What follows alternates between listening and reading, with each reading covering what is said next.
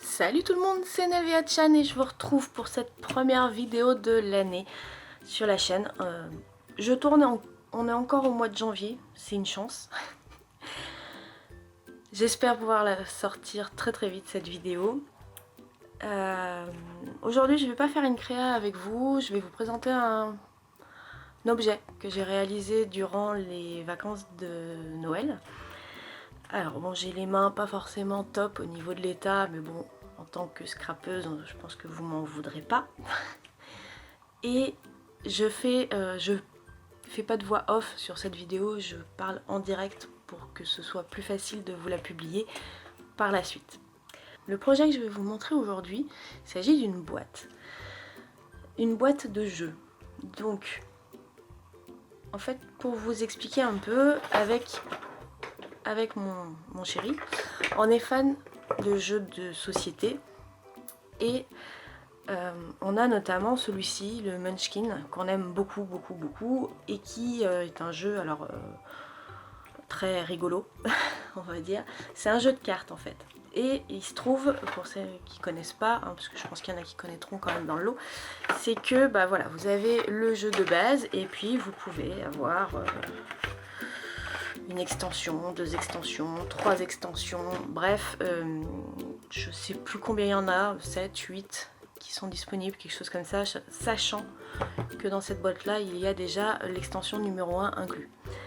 Donc alors c'est bien mignon d'avoir tout ça, mais quand vous prenez votre jeu et que vous allez chez des amis pour aller jouer, c'est un petit peu la galère d'avoir des boîtes qui s'empilent comme ça, que vous tenez. Alors nous on les faisait tenir par un élastique, mais bref, ça se cassait tout le temps la gueule et c'était un petit peu chiant, surtout que les cartes sont divisées en 2 types de cartes différentes et en fait, pour les ranger, c'était la croix et la bannière, voilà. Donc pour les répartir dans les boîtes, qu'est-ce qu'on gardait, qu'est-ce qu'on gardait pas, etc. C'était un petit peu chiant. Donc, pour pallier à ce problème-là, j'ai pris des chutes de carton.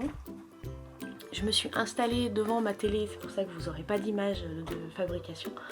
Je me suis installée devant ma télé en regardant mon homme jouer à sa console. Et j'ai fait une boîte. Donc cette boîte, je voulais vous la montrer parce que j'en suis relativement très fière. Et donc voilà la bestiole. Alors pour cette boîte, j'ai utilisé que des chutes ou des restes de collection.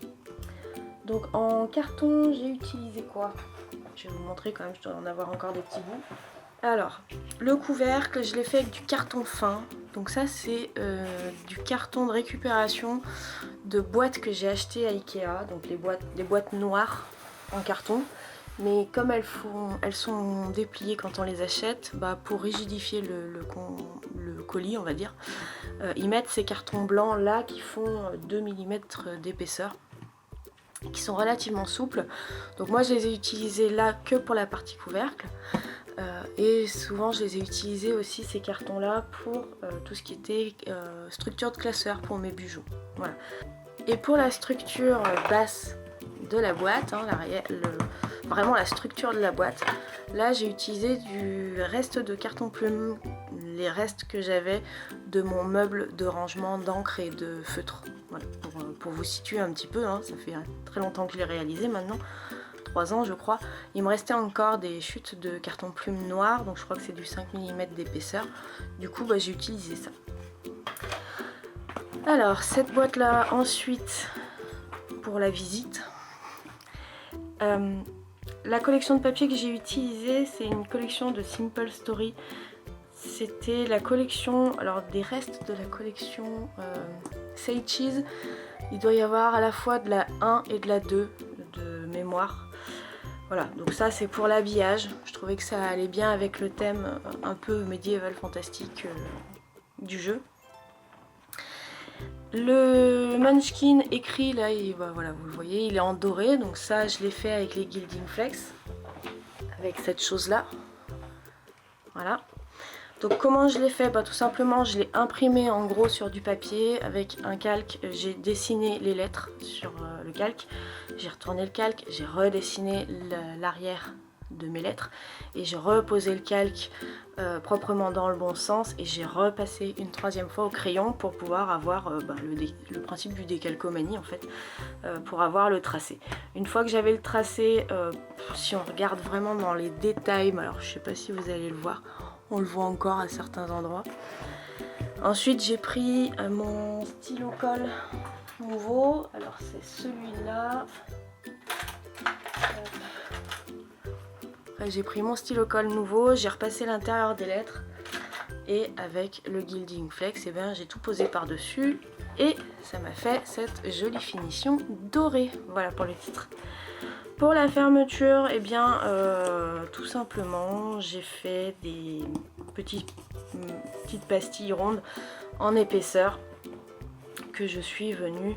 Alors là c'est des, alors je connais pas le nom mais vous savez c'est des double vis. Vous avez j'en ai là.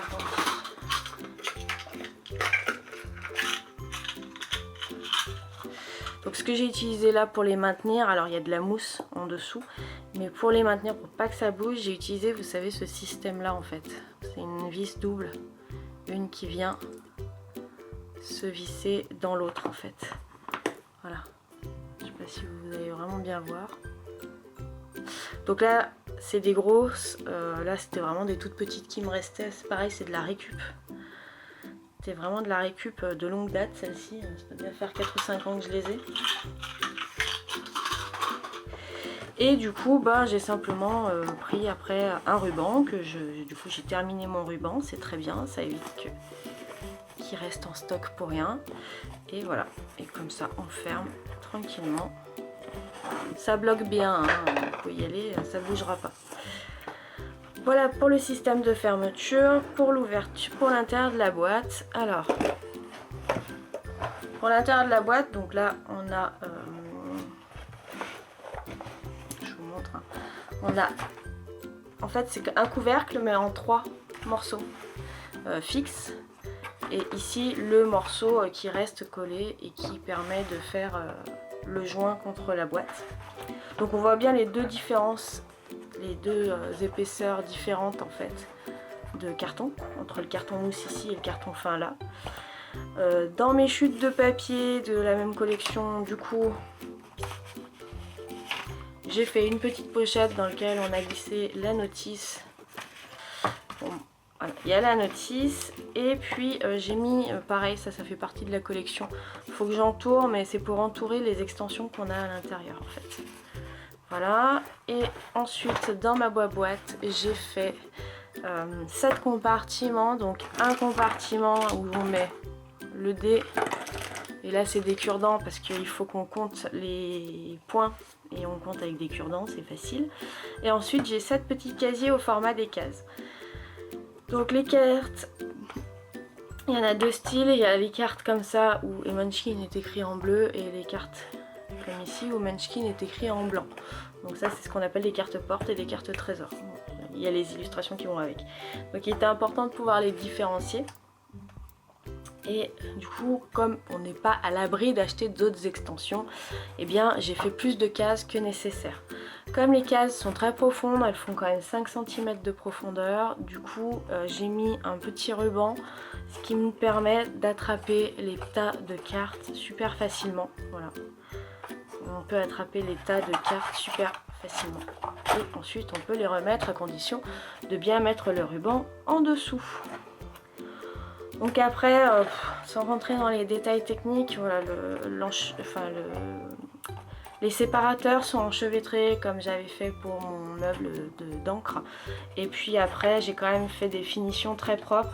Donc tout ce que vous voyez là, c'est tout du craft gommé. Hein. On dit merci à Laetitia parce que c'est elle qui nous a tous mis en tête le craft gommé pour les fabrications de structures.